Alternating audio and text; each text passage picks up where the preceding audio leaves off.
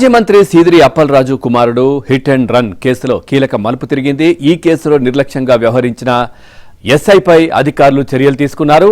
Kashibugga SI సునీల్ను వీఆర్కు పంపిస్తూ ఉత్తర్వులు జారీ చేశారు. మొదటి నుంచి కాశీబుగ్గ పోలీసుల తీరుపై అనుమానాలు వ్యక్తమవుతున్నాయి. యాక్సిడెంట్ కేసులో సాక్ష్యాలను తారుమారు చేయడంలో పోలీసుల పాత్ర ఉన్నట్లు ఆరోపణలున్నాయి.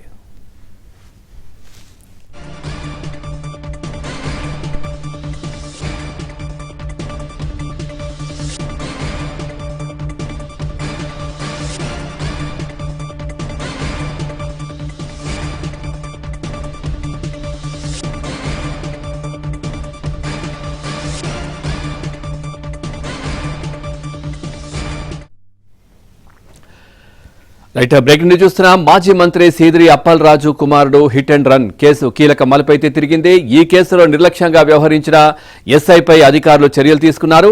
కాశీబుగ్గ ఎస్ఐ సునీల్ను బీఆర్కు పంపిస్తూ ఉత్తర్వులు జారీ చేశారు. మొదటి నుంచి కాశీబుగ్గ పోలీసుల తీరుపై అనుమానాలు వ్యక్తమవుతున్నాయి. యాక్సిడెంట్ కేసులో సాక్ష్యాలను తారుమారు చేయడంలో పోలీసుల పాత్ర ఉన్నట్లు ఆరోపణలున్నాయి. ఇదే విషయానికి సంబంధించి మరింత సమాచారాన్ని మా కరెస్పాండెంట్ రమేష్ అందిస్తారు. రమేష్, పూర్తి డీటెయిల్స్ ఏంటి? పవన్, ఏదైతే కాశీబుగ్గ పోలీస్ స్టేషన్ లిమిట్స్ లో జరిగినటువంటి హిట్ అండ్ రన్ బైక్ కేసుకు సంబంధించినటువంటి కేసులో కీలక పరిణామం చోటు చేసుకుంది. ప్రధానంగా మొదటి నుంచి కూడా అప్పలరాజు కుమారుడు యాక్సిడెంట్ విషయంలో పోలీసుల తీరును పలువురు అనుమానిస్తున్నటువంటి పరిస్థితి కనిపిస్తుంది. ఈ నేపథ్యంలోనే నిన్న కాశీబుగ్గ ఎస్ఐను వీఆర్ కి పంపిస్తూ జిల్లా ఎస్పీ మహేశ్వర్ రెడ్డి ఉత్తర్వులు జారీ చేశారు. సునీల్ అనేటటువంటి ఎస్ఐను వీఆర్ కి పంపించారు. ప్రధానంగా ఏదైతే యాక్సిడెంట్ శుక్రవారం రాత్రి జరిగిందో జరిగినటువంటి టైంలో ఎస్ఐతో పాటు ఇద్దరు కానిస్టేబుల్ విధుల నిర్వహణలో ఉన్నారు.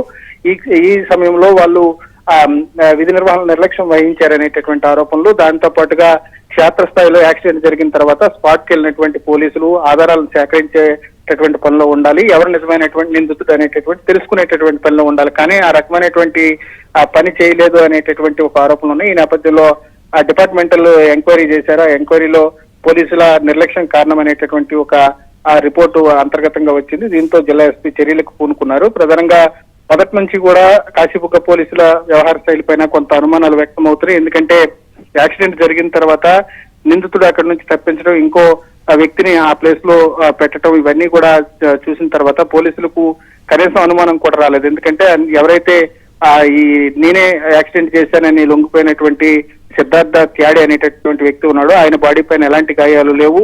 దాంతో పాటుగా ఆయన డైరెక్ట్ గా పోలీసులు ఎదుట నేనే యాక్సిడెంట్ చేశానని లొంగిపోయాడు. కానీ ఆ విషయంలో కొంత అనుమానం వ్యక్తం చేయాల్సినటువంటి పోలీసులు ఆ రకంగా కాకుండా వారు చెప్పినటువంటి విధంగా కేసును రిజిస్టర్ చేసుకున్నారు, ఎఫ్ఐఆర్ నమోదు చేశారు. దీనిపైన దృష్టి సారించినటువంటి పోలీసు ఉన్నతాధికారులు ఈరోజు కాశీబుగ్గ పోలీస్ స్టేషన్ ఉండేటటువంటి ఆ రోజు డ్యూటీలో ఉన్నటువంటి ఎస్ఐతో పాటు ఇద్దరు కానిస్టేబుల్ పైన వేటు వేయడానికి రంగం సిద్ధం చేశారు. దీనిలో భాగంగా ఎస్ఐ సునీల్ ఇప్పటికే వీఆర్ కి పంపించినట్లు ఉత్తర్వులు కూడా జారీ చేయడం జరిగింది. Thank you Ramesh, thanks for the updates.